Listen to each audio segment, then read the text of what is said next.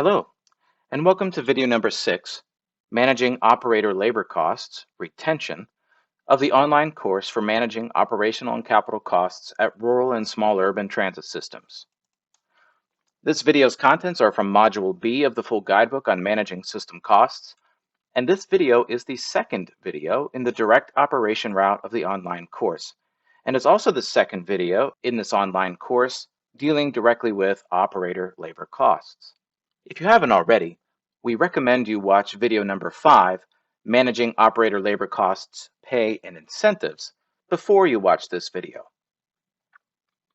In one sentence, Module B provides you with strategies for managing the operational costs of any directly operated service, regardless of mode.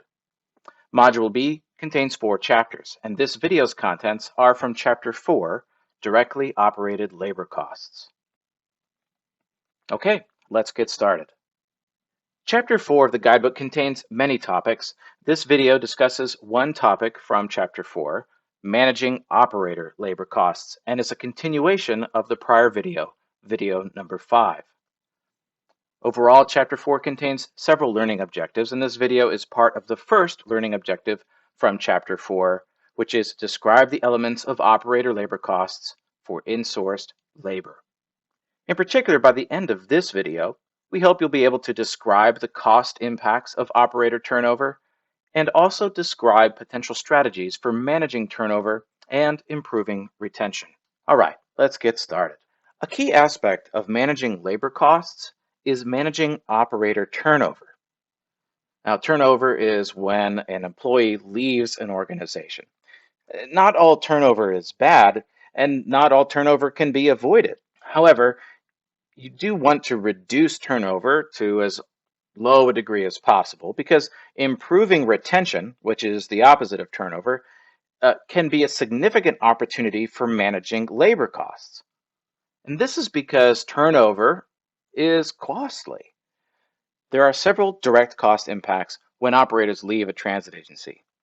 For example, the remaining operators have to cover those open runs that are left vacant, and often that is done on overtime.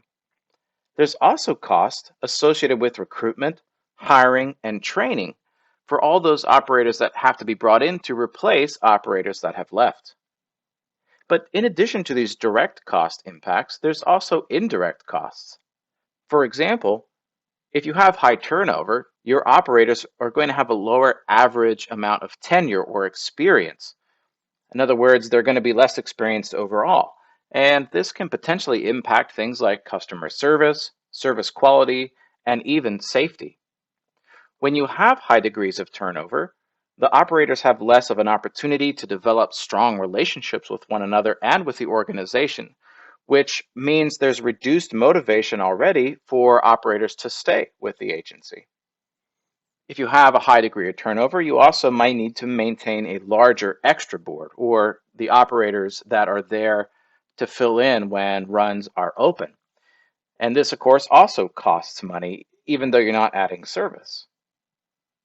Another indirect cost impact is the higher levels of stress that are experienced by operations staff when turnover is high. So when you have open work and operators leaving and they're stressed to backfill those positions and keep the service on the street, trainers are going to have a higher workload, dispatchers, street supervisors, anyone else who's working with operators is going to have a higher workload and more stress. So what can we do to reduce turnover and to retain the operators that we have? There's several different strategies, one being paying higher wages, offering better benefits, or more attractive incentives and bonuses, giving operators opportunities for career advancement and personal growth, investing in improvements in the working environment, such as restrooms or break rooms, places for operators to go and enjoy themselves. Also, it's worth taking some time to figure out what your operators want. Now, this can be done through one-on-one interviews, but if you have a larger group of operators, you may need to do employee surveys. And of course, if you do any sort of effort where you're collecting information from operators to find out what needs to change, make sure that you communicate the results of that work and act on those results. Some transit agencies implement a program of perks or incentives based on seniority. And this might help, but in many cases might actually be counterproductive because most of the time the senior operators already have it pretty good and have the best runs, best shifts, and best days off. So if you're trying to retain operators, try not to focus just on the senior ones or only making perks available if an operator becomes a senior operator. There's also a few other strategies that are worthwhile considering. One is making agency leaders more accessible, reduce the disconnect between operators and management. Improve internal communications and procedures so that operators understand what's happening at the organization and why decisions are being made. Focus on marketing your transit agency and the value of transit to make the transit agency itself simply more attractive to the community, more attractive to operators, and increase the perceived value of the transit agency. Another strategy is to focus on the job's key positives and make sure that these are being communicated not only to your current operators, but also potential ones, like job security and the fact that you get to serve your community and to meet the needs of people, meet the needs of your neighbors, etc. Another strategy is to help operators to really understand how much their compensation packages actually equates to beyond just what the hourly wage and take-home pay is. And this can be really useful, particularly in a competitive job market, and if you have a lot of your compensation package tied with benefits or other sorts of fringe benefits for operators. And that can be harder for operators to quantify, or any employee for that matter. So if you create a full compensation statement, which basically says, hey, here's your total pay in terms of wages, but here's the value of all the other benefits, incentives, bonuses, etc., that are part of your compensation. Put that on paper so that the operators understand what they're really getting. Another strategy for retention actually starts with recruitment. And many times, some of the issues that are challenging transit agencies when it comes to retention starts all the way back with recruitment. And it can be bringing in the wrong operators, people that aren't really going to succeed or don't really want the job. So when it comes to recruitment, it can be very helpful to make sure that you provide a preview of the job responsibilities and challenges to those applicants. Make sure they do fully understand what the job is and what it's going to be like on day one, and even through year one, year two, etc. Particularly if it's going to be difficult to pick a run that they really like. Consider hiring from non-traditional applicant pools. Some transit agencies focus on hiring retirees to fill part-time positions, retired military, or even in some cases nonviolent offenders, and bringing them in as operators in order to fill the operator ranks, and of course also give a nonviolent offender a second chance. Now, when you're thinking of all these different programs, policies, or strategies for improving retention, it might seem like we're just talking about adding cost. But like we discussed in the very early part of this video, operator turnover has costs itself, both direct and indirect costs. And so we created a tool as a part of the toolkit to help you calculate the full cost of hiring a vehicle operator after you consider recruiting, training, and all the selection costs associated with that. And hopefully this tool will help you understand how much it actually costs to hire an operator and compare that with the costs of any of these programs that might help operators stay, so you have to hire less. So let's take a look at that tool.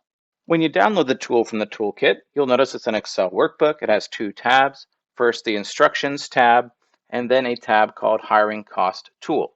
I won't read you all the instructions. I'll let you do that on your own. But let's take a look at the Hiring Cost Tool tab. What you'll notice is that it has several inputs. Each input is highlighted as a yellow cell, and some of the inputs I'll just walk you through. One of the inputs is the new hire count. In other words, how many operators did you actually hire this year successfully that completed full training and actually went into service? The second section asks you for the hours associated with training. This is called the vehicle operator trainee costs. So how many hours does the trainee experience classroom training at what rate of pay? How many operators take behind the wheel training for how many hours at what rate of pay? One-on-one training and any additional mode specific training or vehicle specific training. You of course can add your own in there also. The idea is to figure out how much you're paying the trainees to spend time in training. You can see here with the data that's already inserted that as a total for the year, we estimate about $74,000 that was spent on training. Also, if you have additional expenses associated with getting an operator getting their CDL, you can add that into line 14. And of course, you're not just paying the operators to be trainees, you're also paying your trainers. So there's a section in the tool where you can put in the trainer cost and any materials that the trainers are using. There's also a section for costs associated with recruiting, like placing ads, costs associated with screening, interviews, and other processing. If you have a referral or a hiring bonus of some kind, also uniforms, etc. Those are all costs associated with onboarding new operators. And when you add up all these costs at the bottom, you'll see a grand total. In this case, the agency estimated it spent $213,000 in recruitment costs or hiring, and it successfully, out of all the operators that came through the door in this year, it successfully hired 28 of them, which means that on average, the agency is spending about $11,956 per successful new hire, right? And so you can use that information to justify spending a little bit more on wages or other sorts of perks and benefits that might help you have to hire fewer operators. Okay, let's get back to the material. Here's a review question. Can you name at least one cost impact caused by operator turnover? Pause the video, think about the answer, and I'll be back. There are several kinds of costs. Those include overtime to cover open runs, costs associated with recruitment, hiring, and training, increased accidents or customer service issues, needing to maintain a larger extra board, and even more stress on your operations staff and operators who are still there, which might lead to things like higher absenteeism or other kinds of unintended issues. Here's another review question. Can you name 3 strategies for managing operator retention or decreasing turnover? Pause the video, see if you got your 3. We went through several, so I'll just quickly summarize some of these here that are shown on the slide. You might have thought of other ones that also would be correct answers. So you could offer increased wages and benefits or incentives and bonuses, providing operators with opportunities for advancement and growth, investing in the working environment of operators, listening to and addressing operators' concerns, modifying recruitment strategies to help make sure you're getting the right people in the door, and actively reminding operators of the value of the job, whether through full compensation statements or discussing very openly the value that the transit agency has to the community and the value that the operator's role is in providing that value. Okay, here are the key takeaways from this video. First, operator turnover can be very costly, and it includes both indirect and direct cost impacts. These might be hard for you to estimate, but are definitely worth doing so. Second, operator wages are a part of retention, one of the strategies that are available, but not the only part. In fact, we talked about many other strategies that you might consider if you're trying to improve operator retention. Another takeaway is that operator working conditions improvements might have a significant potential to improve retention. These can include things like the condition of the break room, making sure operators have restroom access, improving things like communication and leadership. All of these sort of non-tangibles have a significant potential to improve retention because they make your transit agency a more attractive place to work. Additional information, resources, and references are found in Chapter 4 of the guidebook. We encourage you to check them out and to watch other videos of this online course. Thanks for watching. Links to the full guidebook and toolkit are in the video description, which is where you can also find a link to a short online evaluation form for this specific video. Please fill out that form if this is the first time you've watched this video, because we use that data to help improve this course. The next video in the direct operation route is video number 7, Managing Other Labor Costs, or if you want to move on to other types of costs beyond labor, consider checking out video number 8, Managing Fuel and Energy Costs. If you have any questions, send them to the email address provided in the video description.